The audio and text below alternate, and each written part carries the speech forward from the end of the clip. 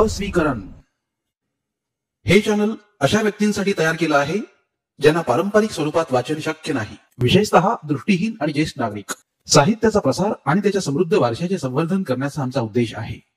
ही सामग्री पूर्णपणे समाजाच्या भल्यासाठी सादर केली आहे. मूळ लेखकांना योग्य श्रेय देण्यात आले आहे.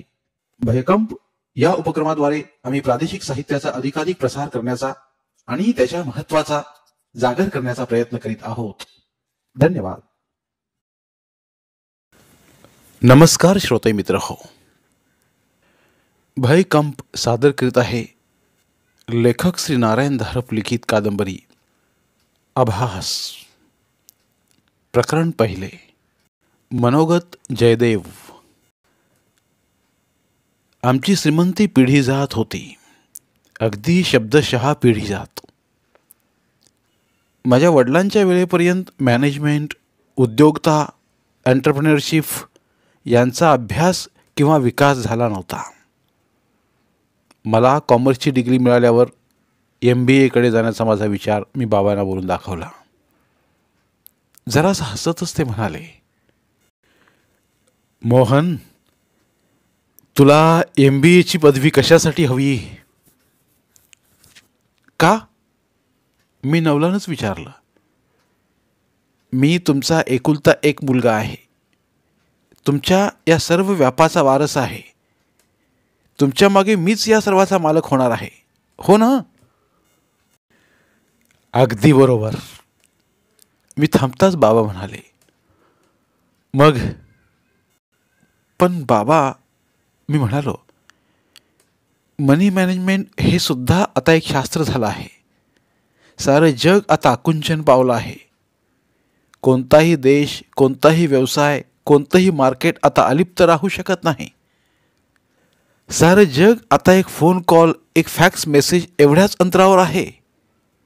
एवढ्यातच मी एका वर्तमानपत्रातल्या फायनान्शियल कॉलममध्ये ही वाक्य वाचली होती. ती अगदी सहजपणे जिभेवर आली. पण बाबांच्यावर या पांडित्याचा काहीही परिणाम झाला नाही. हात हवेत उडवत ते म्हणाले, मला याची काही आवश्यकता वाटत नाही. पण तुझी खरोखरच इच्छा असेल तर तू तिकडे अवश्य जा. मी तर म्हणेन की हार्वर्ड सारख्या एखाद्या जगतमान्य युनिव्हर्सिटीतच जा, की तेवढाच परदेश प्रवासी होईल. एकदा का तुझ्या खांद्यावर माझ्या व्यापाचं हे सर्व ओझं आलं की मग हलणं मुश्किल होईल. ठरव तुझं तूच. या मुलाखतीनं माझं अजिबात समाधान झालं नाही. मी त्यांना सांगितलेलं एकूण एक खरं होतं. त्यांच्या मागे खरोखरच मीच एकटा साऱ्याचा वारस होतो. त्यांनी तरी माझ्या शिक्षणाबद्दल अशी बेफिकिरी खासच दाखवायला नको होती. पण त्यांच्या ओझळपणाबद्दल शंकाच नव्हती. तेव्हा मग त्यांच्या या वागण्यामागे काय रहस्य होतं? कदाचित त्यांनी अशीही एक कल्पना असेल की ब्रिटिश साम्राज्यासारखी त्यांनी जी एक पोलादी चौकट उभी केली होती ती त्यांच्या मागेही तशीच कार्यरत राहील. पुरेशी होईल? खरोखर या यशस्वी आणि महत्त्वाकांक्षी माणसांचं काही सांगता येत नाही. माझ्या बाबांना यशस्वी नाही म्हणायचं तर मग कोणाला? आमच्या ग्रुपचं नाव ते मी अर्थातच सांगणार नाही. भारतात तर मशहूर आहेच, शिवाय जगातल्या काही देशातही सुविख्यात आहे. आमची वार्षिक उलाढाल 500 कोटींच्या वर आहे. पोलाद, रसायन, रंग, कापड, कागद, सिमेंट, वाहने, सर्व क्षेत्रात आमच्या पार्टनरशिप आहेत. नाहीतर कोलॅबोरेशन्स आहेत, नाहीतर सबसिडियरी इंटरेस्ट आहेत, नाहीतर प्रोप्रायटरी कन्सर्न्स आहेत. बाबा कितीतरी कंपन्यांच्या डायरेक्टर बोर्डावर आहेत. एवढ्या जबाबदाऱ्यांचा ताण त्यांच्यावर पडत असलाच पाहिजे, पण तो त्यांच्या वागण्यात कधी जाणवत नसे. त्यांची झोप कधी उडालेली नाही, ते कधी त्रासलेले नाहीत, त्यांचा रक्तदाब कधी वाढलेला नाही, त्यांना कधीही अल्सर किंवा अपचनाचा त्रास झालेला नाही. एखाद्या अजस्त्र पोलादी जहाजाने सागराचं पाणी सहज कापत प्रवास करावा तितक्या सहजपणे ते आयुष्याशी कालक्रमणा करीत होते. त्यांचे प्रवास, त्यांच्या सहली, त्यांच्या मैत्रिणी. शेवटी मी जगदाळेंना जरा एका बाजूस गाठून हा प्रश्न विचारलाच. हे जगदाळे म्हणजे बाबांच्या अगदी विश्वासातला खूप खूप जुना माणूस. मला तर वाटायचं बाबा एखाद्या वेळी एखादी गोष्ट मला सांगणार नाहीत, पण या जगदाळेंना सांगतील. तुला त्यांचं नवल वाटतं आता मोहन? जगदाळे मान हलवत म्हणाले. मी तर गेली कितीतरी वर्ष यांचं नवल करत आलो आहे. तुझे वडील मोठे विलक्षण गृहस्थ आहेत मोहन. विलक्षण म्हणजे कसे? आता पहा ना, लोकशाहीचा सारा देखावा त्यांनी स्वतःभोवती उभा केला आहे खरा. डायरेक्टरांची बोर्ड आहेत, कमिट्या आहेत, पॅनल आहेत, पण खरे निर्णय कोण घेतं माहिती आहे का? कोण? तुझे वडील. बाबा? हो, ते आणि तेच एकटे.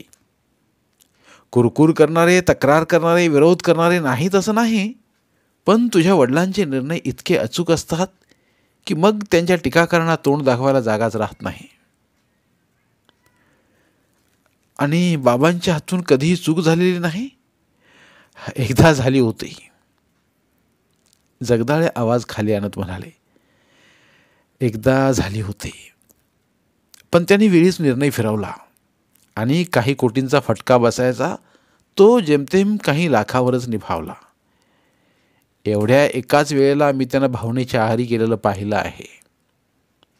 राग होता, तिरस्कार होता, संताप होता, शरमही होती. पण एक नवलाची गोष्ट आहे, माझी खात्री आहे हे दुसऱ्या कोणाविरुद्ध नव्हतं, स्वतःविरुद्धच होतं. स्वतःवरचा संताप, स्वतःची शरम. यापेक्षा मी जास्त स्पष्ट करू शकत नाही मोहन, जगदाळे म्हणाले. पण ती एकच आणि शेवटचीच वेळ होती. पुन्हा त्यांच्यावरती वेळ आली नाही. मी त्यांना याबद्दल विचारलं तर रागावतील? रागावणार नाहीत. कशासाठी रागावतील? त्यांच्या कामाची ही पद्धत सर्वश्रुत आहे. विचारून तर पहा. तू तर त्यांच्या दृष्टीने स्पेशलच आहेस. एखाद्या वेळी सांगतीलही किंवा थट्टेवारी नेतील किंवा चुप म्हणून ओरडतील. मी म्हणालो, हो हो, तेही शक्य आहे. जगदाळे हसत म्हणाले. पण माझ्यासाठी तो विषय संपला तर नव्हताच, उलट तिथं सुरुवात होती. आमच्या वाडीची वास्तू कितीतरी पिढ्या मागे जाते. आपल्या घराण्याची आर्थिक ताकद वाढत चालली तसतशी मागच्या पिढीतल्या लोकांनी आसपासची घरं, वाडे, जागा, जमिनी विकत घेण्याची मोहीमच चालू केली. आता शहराच्या अगदी मध्यवस्तीत सुमारे एकरभराच्या आवारात आमचा वाडा उभा आहे. वाड्याबद्दल आमच्यापूर्वी नाना अगदी बाबांच्यासह काहीतरी भावनिक आकर्षण असलं पाहिजे, कारण वाड्याच्या मूळ वास्तूला कोणीही हातही लावलेला नाही. जुना सणला जाऊन तिथे गॅस्टर किंवा वॉलपेपर किंवा म्युरवची लॅमिनेट झाले आहेत. जुने लाकडी गजादारांचे झरोके जाऊन त्या जागी रुंद सरकत्या काचांच्या खिडक्या आल्या आहेत. जुने गच्ची गेली आहे. तिथे आता मोझेकचा सुंदर टेरेस आहे. त्या चौघही वाड्यात पूर्वी खूप अंधारल्या खोल्या, अंधारे बोळ, काळोखे जिने असले पाहिजेत. आता सर्वत्र अकलकाट आहे. पण वाड्याच्या मूळच्या वावभर रुंदीच्या भिंतींना हातही लागलेला नाही. कोणत्याही खोलीचा आकार बदललेला नाही. दारांची अदलाबदल झालेली नाही. विवाह होऊन त्या वास्तूत आल्यावर आईने, आता ती हयात नाही, या जुन्या वास्तूबद्दल नाराजी दाखवली होती. तिच्यासाठी बाबांनी वाड्याला लागूनच 4 खोल्यांचा अत्याधुनिक ब्लॉक बांधवून घेतला होता. तिच्यावर त्यांनी कोणतीही सक्ती केली नाही, पण वाड्यातल्या दिवाणखान्यातली त्यांची खास खोलीही सोडली नाही. त्या खोलीत जाण्यास नोकर चाकरांना आणि तिराईत अपरिचितांना मज्जाव असला तरी मी अर्थात तिथे केव्हाही जाऊ शकत होतो. आणि आता मनात हे नवीन कोड्या आल्यापासून जरा विचलित झालेल्या, धार आलेल्या नजरेने मी बाबांची खोली पाहू लागलो. पण तिथे पाहण्यासारखं काय होतं? त्यांचं कामाचं मोठं टेबल होतं. त्यामागे आरामशीर खुर्ची होती. भेटायला कोणी आलंच, अगदी अपवादात्मक गोष्ट, तर त्यांच्यासाठी 3 आराम खुर्च्या होत्या. एक गोल मेज होतं. छताला साधा पंखा होता. एकाच अंगाला अंगणात उघडणाऱ्या उंच खिडक्या होत्या. त्यांच्यावर फिकट रंगाचे सरकते पडदे होते. एका कोपऱ्यात एक बैठा पलंग होता. त्याच्यावर खूप जाड गादी होती. लोड तक्के होते. बाबांचं पानदान होतं. एखाद्या यशस्वी व्यावसायिकाच्या कार्यालयात ज्या गोष्टी अपेक्षित असतात त्याची खूणही नव्हती. फाईल कॅबिनेट नव्हती. टेलिफोन नव्हता. सेक्रेटरीसाठी टेबल टाईपरायटर नव्हता. टेबलावर एक साधा कागदही नव्हता. बाबांना वाचनाचा नाद होता, पण कोणत्या पुस्तकांचा? साहसकथा, रहस्यकथा, हलक्या फुलक्या कादंबऱ्या अशांचा. मोठमोठ्या यशस्वी लोकांच्या मुलाखती मी वाचतो. त्यांचे आवडते लेखक विचारले की रसेल, ड्युकर्सार्म इत्यादी तत्ववेत्ते, समाजशास्त्रज्ञांची नावे येतात. म्हणजे ते लोक खोटं बोलत असतील असं मला म्हणायचं नाही, पण बाबा त्यांच्या रांगेतले नव्हते एवढंच नमूद करायचं आहे. केवळ निरीक्षणाने आणखी काहीही हाती लागणार नाही अशी खात्री झाल्यावर मग एका सकाळी न्याहारीच्या वेळी मी बाबांपाशी हा विषय काढला. दिवसातून आम्ही दोघे फक्त त्याच वेळी काही वेळासाठी तरी एकत्र येत होतो. मग माझे कॉलेजचे तास, त्यांच्या व्यावसायिक बैठका, मग त्यांची संध्याकाळची कुठली कुठली निमंत्रणं किंवा रात्रीच्या पंक्तीला एखादे आमंत्रित. बाबा, मला तुम्हाला एक विचारायचं आहे. मग विचार की.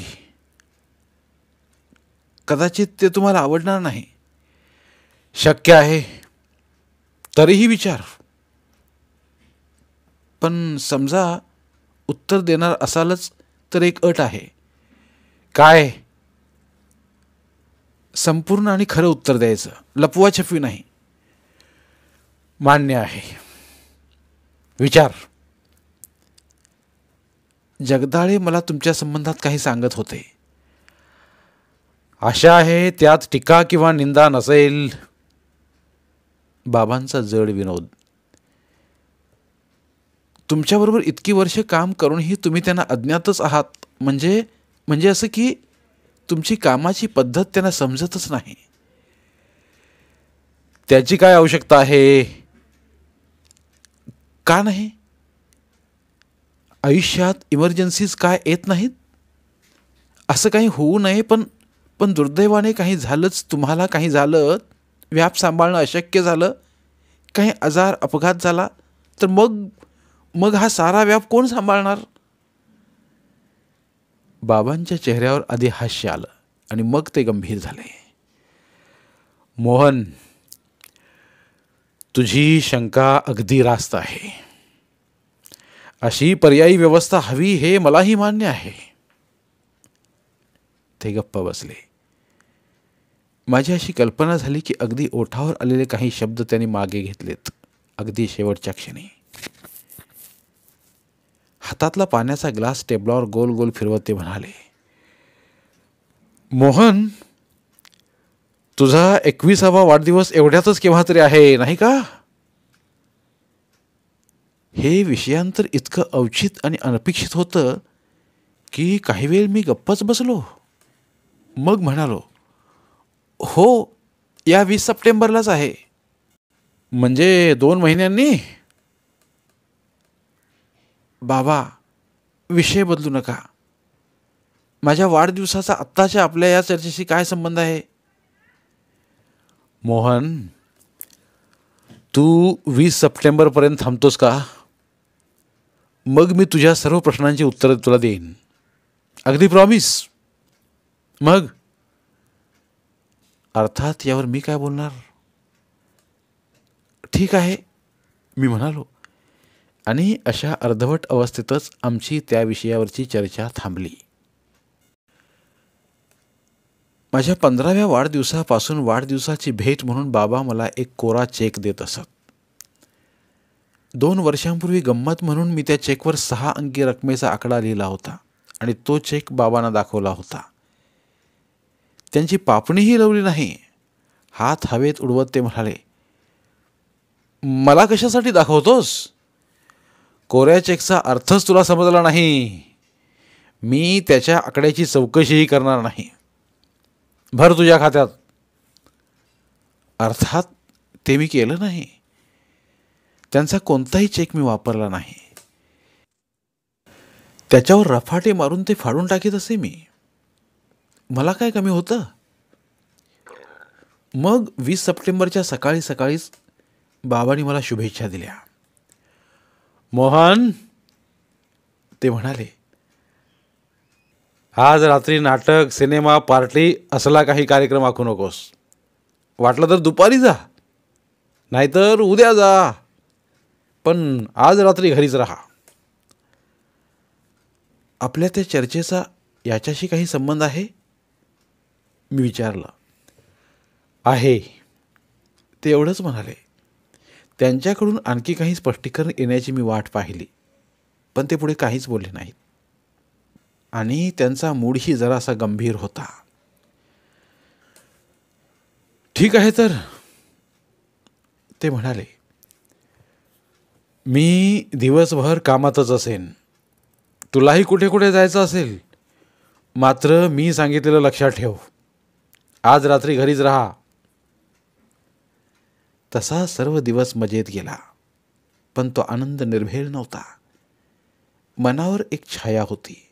एक म्हणजे माझी विशी आता संपत होती. 21वे वर्ष लागत होतं. थोडक्यात मी आता टीनेजर राहणार नव्हतो. आणि बाबांची ती चमत्कारिक मागणी. इंग्लंडमधल्या सरदार दरकदारांच्या कुटुंबातून घरच्या थोरल्या मुलाच्या 18व्या-21व्या वर्षी त्याला घराण्यातली काही प्राचीन गुपितं उघड करून सांगण्याचे प्रकार मी कथा कादंबऱ्यातून वाचले होते. त्याचीच मला आता आठवण येत होती. मला कल्पना नव्हती माझे विचार सत्याच्या किती जवळ आले होते याची. 9:30च्या सुमारास मी परत घरी आलो. 11, 11:15च्या बेतास माझ्या खोलीत ये, बाबांचा निरोप होता.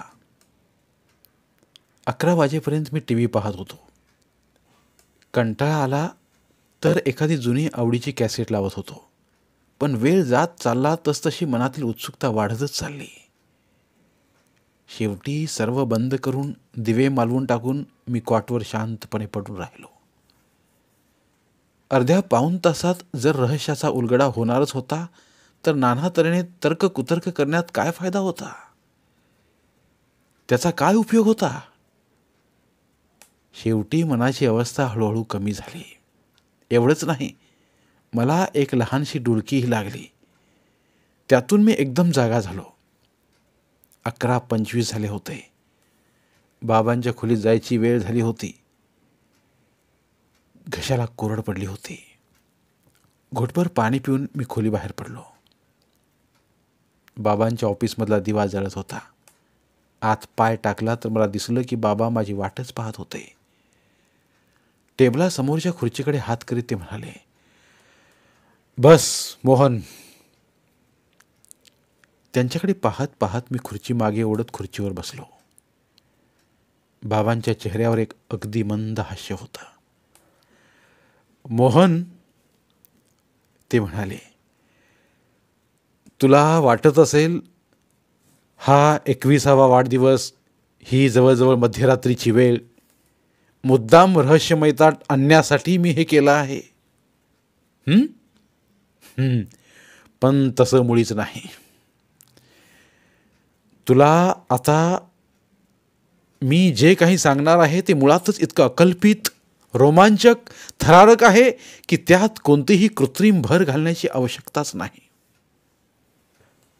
माझ्या वडिलांनीही मला माझ्या 21व्या वाढदिवशीच या गोष्टी सांगितल्या आहेत. असंच चालत आलं आहे, ते म्हणाले. यापेक्षा जास्त तपशिलात जाण्याची गरज नाही, ते म्हणाले होते. मीही तुला तेच सांगतो.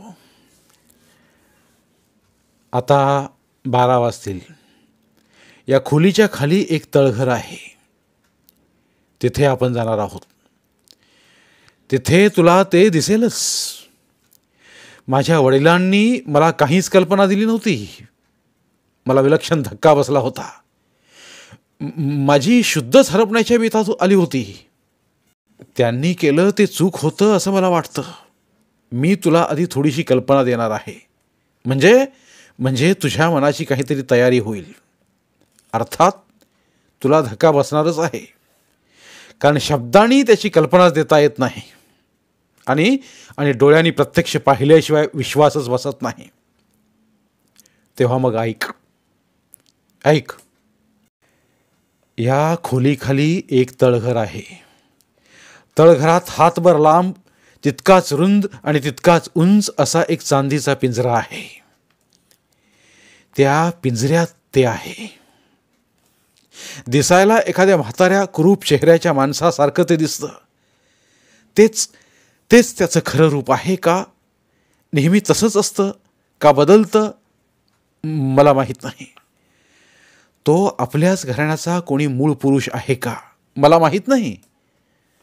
आपल्या पूर्वजांपैकी कोणी काही कठीण साधना करून त्याला वश केला आहे का? काही युक्ती प्रयुक्तीने त्याला बांधून ठेवलेला आहे?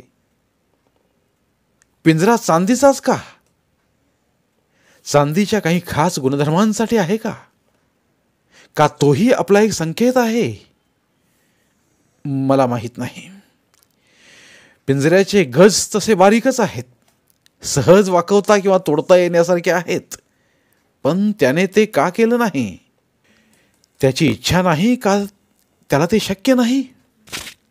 मला हेही माहीत नाही. जेव्हा मी तळघरात गेलो आहे तेव्हा ते पिंजऱ्यात होतं.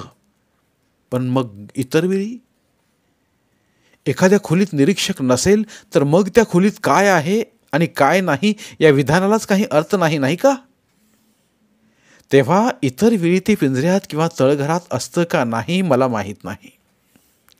माहीत नसलेल्या गोष्टींची यादी खूपच लांब आहे. आणखी अनेक तुला सुचतील. माहीत असलेल्या गोष्टी अगदी मोजक्या आहेत, पण त्याच खऱ्या महत्त्वाच्या आहेत. पहिली आणि सर्वात महत्त्वाची गोष्ट, आपल्या घराण्याच्या मदतीसाठी तो इथं आहे. हे तो स्वेच्छेने करतो का काही खास कसबाने त्याला तसं करण्यास भाग पाडण्यात आला आहे? मला माहीत नाही. पण तो मदत करतो. 100हून अधिक वर्षांच्या अनुभवाने हे सिद्ध झालेलं आहे. तो कशी मदत करतो ते आता सांगतो मी. त्याला सर्व काही माहीत असतं. भूतकाळातलं आणि भविष्यकाळातलंही सर्व काही. त्याच्या ज्ञानावर काही मर्यादा असतील तर त्याला माहीत नाहीत. ही माहिती त्याच्यातच आपल्या मेंदूत असते तशी साठवलेली आहे का ती आवश्यकता पडली तर बाहेरून कुठून आणतो मला माहीत नाही. आणि आणत असला तर कुठून आणि कशी हेही मला माहीत नाही. पण त्याला माहिती असते. बिनचूक आणि विश्वासार्ह. संपत्तीचं हे केवढं अमूल्य साधन आहे याची तुला कल्पना आली असेलच. उगाच नाही पाहता पाहता आपण अब्जाधीश झालो आहोत. मोहन, आता तुला तुझ्या प्रश्नाचं उत्तर मिळालं असेल. मी एकदाच त्याच्या सल्ल्याकडे दुर्लक्ष केलं आणि आपल्याला फटका बसला. फार मोठा नाही, पण जाणवण्या इतका खास. पुन्हा मी तो प्रयत्न केला नाही. तू माझा एकुलता एक मुलगा असणार आहेस हे माहीत होतं. तुझ्या आईचा मृत्यू केव्हा होणार आहे हेही माहीत होतं. एवढंच नाही, माझा स्वतःचा मृत्यू केव्हा आणि कसा होणार आहे हेही माहीत आहे. बाबा, मी मोठ्यानं ओरडलो. पण हे आवश्यकच आहे नाही का? पुढची तरतूद करून ठेवणं आणि आपल्यासारख्यानी तर खास हेच शहाणपणाचं नाही का? योग्य वेळी तुला ते सांगेनच, कारण माझ्यानंतर या सर्व व्यापाची जबाबदारी तुझ्याच खांद्यावर येणार आहे. आता तुझी त्याच्याशी फक्त ओळख करून देणार आहे मी. मग मी हयात आहे तोवर तुला खाली तळघरात जावं लागणार नाही. मोहन, ही ओळख जरा अनपेक्षित आहे, आधीच सांगतो, म्हणजे मग ऐनवेळी तुला धक्का बसणार नाही. बाबांनी खिशातून इंजेक्शनची एक सिरिंज काढली. रिकामीच. बाबा, माझ्या तोंडून सहज उद्गार निघाला. मी म्हटलं होतं ना, कृत्रिम नाट्याची आवश्यकता पडणार नाही म्हणून. पण ही सिरिंज, ती कशासाठी? अर्थात रक्तासाठी, रक्त काढण्यासाठी. माझ्याकडे टक लावून पाहत बाबा म्हणाले, तुझं रक्त काढण्यासाठी. नशीब समज की तू 20व्या शतकात जन्माला आला आहेस. ही रक्ताची रूढीही तितकीच प्राचीन आहे मोहन. पण तेव्हा आजच्यासारखी सोयीस्कर उपकरणं नव्हती. पण जाऊ दे, ते दिवस आता गेले आहेत. बाबांची नजर हातातल्या सिरिंजवर खिळली. तुझं रक्त काढणार आहे आणि त्याला देणार आहे. कशासाठी? कशासाठी मला सांगता येत नाही. कदाचित तू खरोखरच माझा मुलगा, माझ्या वंशातला, माझ्या रक्ताचा आहेस याची तो कोणत्या तरी अगम्य मार्गाने खात्री करून घेत असेल. पण हे आवश्यक आहे एवढं नक्की? त्याला कधी कोणी फसवल्याची नोंद नाही. पण माझी खात्री आहे, त्याला फसवायचा कोणीतरी प्रयत्न केलाच तर त्याला काहीतरी अघोरी क्रूर शासन होत असणार, यात शंका नाही. कारण तेवढी शक्ती त्याच्यात खास आहे. तुझ्या बहुतेक शंकांचं निरसन झालं असेल. आहेस का आता तयार? मग चल तर. बाबाने टेबलाचा खण उघडला आणि त्या खणातून ती चांगली 4 इंच लांबीची, माथ्याला खूप क्लिष्ट कोरीव काम असली काळ्या रंगाची लोखंडाची किल्ली काढली. त्यांच्या खुर्चीच्या मागच्या अंगाच्या भिंतीत चांगलं पुरुषभर उंचीचं एक कपाट होतं. बाबांनी वरची रेवटी सरकवली. कपाटाची दोन्ही दारं उघडली. आत खण, कप्पे, रकाने काही नव्हतं. वरच्या अंगाला दांडी होती. त्या दांडीला लावले त्यांचे 3-4 सूट कपाटात लोंबकळत होते. ते त्याने हाताने पार एका बाजूला सारले. मागच्या भिंतीवर म्युरलच्या प्रकारचे एक भित्तिचित्र होते. गडद रंगात रंगवलेलं. देवीच्या पायाशी एक राक्षस मरून पडला होता. दुसरा हल्ला करण्याच्या पावित्र्यात उभा होता. त्याच्यावर रंगवलेल्या डोळ्यांच्या बुबुळात किल्लीसाठी छिद्र होतं. किती योग्य! मला वाटलं समसमा संयोग असलाच प्रकार योगायोगानं जुळून आला होता की त्यामागे कोणाची कल्पकता होती हे कळण्यास मार्ग नव्हता. कपाटाची मागची भिंत म्हणजेच अर्थात खाली तळघराकडे जाणारा जिना होता. बाबांनी तो दरवाजा आत ढकलला. डाव्या बाजूस हात आत घालून बटन दाबलं. जिन्यात प्रकाश पडला. या सर्व सोयी माझ्या वडिलांनी करून घेतल्या, बाबा सांगत होते. त्याआधी ही वाट मागच्या खोलीच्या एका कोपऱ्यातल्या ट्रॅप डोअरमधून खाली जात होती. खाली बळदासारखं तळघर होतं.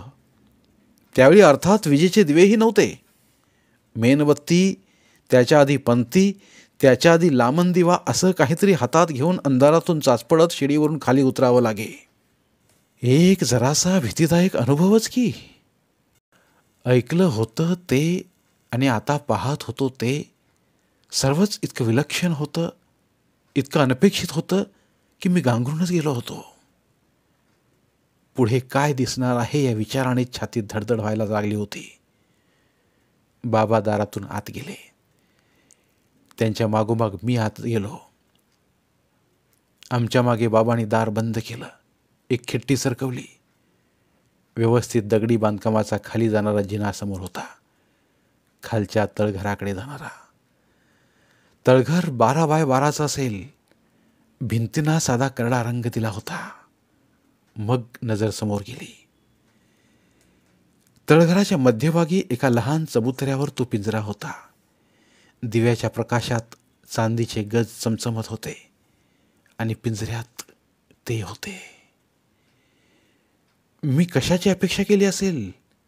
मला कल्पना नाही, पण पण याची खासच नाही. त्याचा रंग मळकट होता. त्याने गुडघे वर केले होते, हात आत होते आणि चेहरा गुडघ्यावर टेकवला होता.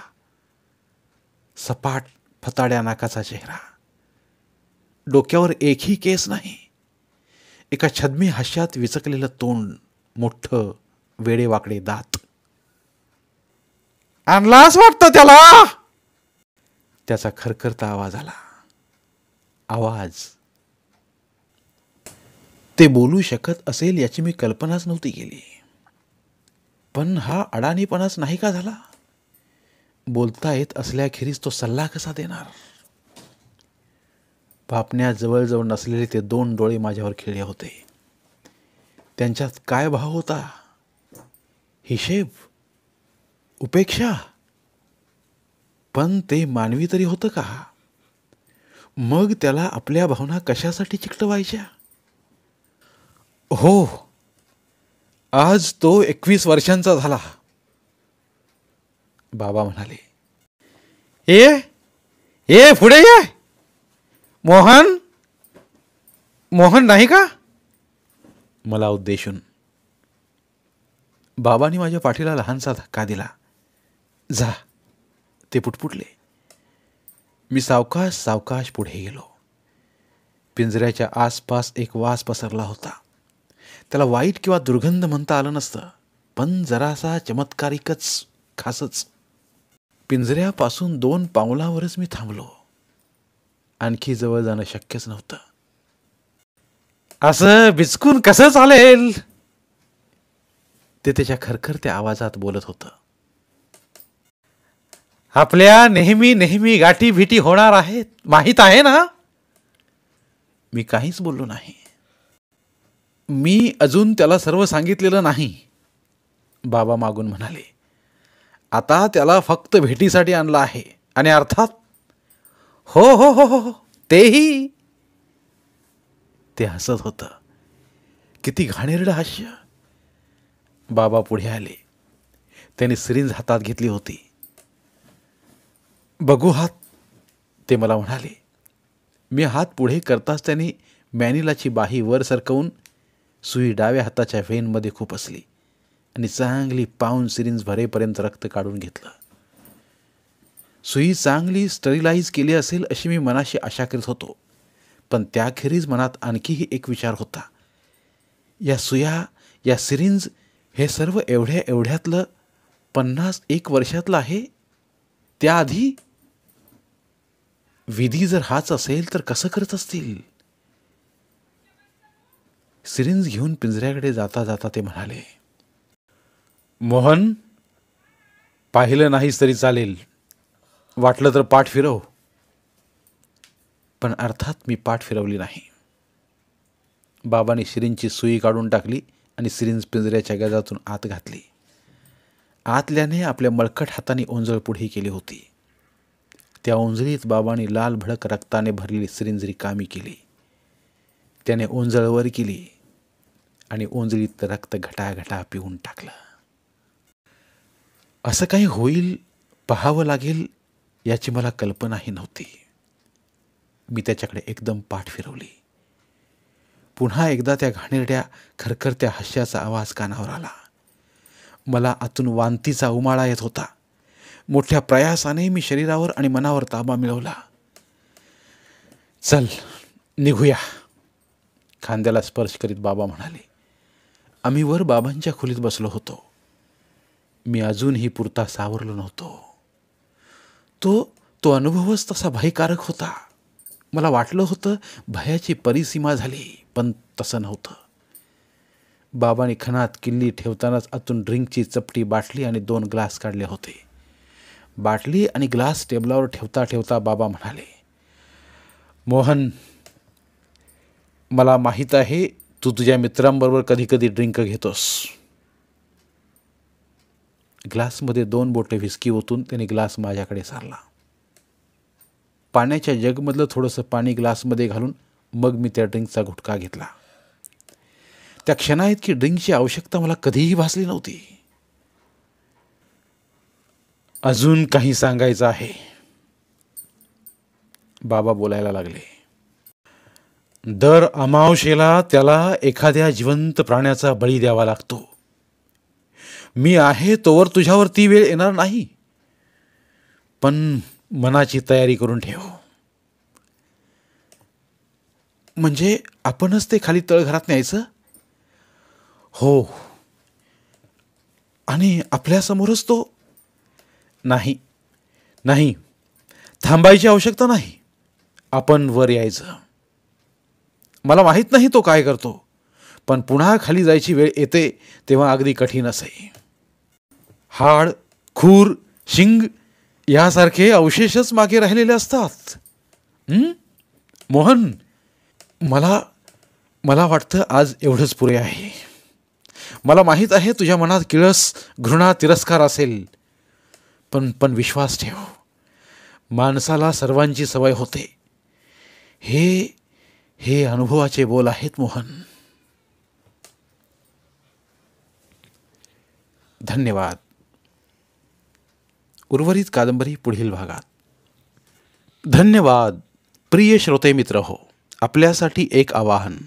आमच्या चॅनलच्या प्लेलिस्ट विभागात तुमच्यासाठी शेकडो कादंबऱ्यांचे ऑडिओ बुक्स उपलब्ध आहेत. तिथे प्रत्येक कादंबरीचे सर्व भाग एकत्रित मिळतील. त्यामुळे सध्या सुरू असलेल्या क्रमशः कादंबरीच्या पुढील भागासाठी वाट पाहण्याची गरज नाही. तुमच्या वेळेनुसार तुम्ही संपूर्ण कादंबरी सलगपणे ऐकू शकतात आणि साहित्याचा आस्वाद घेऊ शकता. कृपया आमच्या चॅनलच्या होमपेजवर जाऊन प्लेलिस्ट चेक करा आणि तुमची आवडती कादंबरी निवडा. धन्यवाद.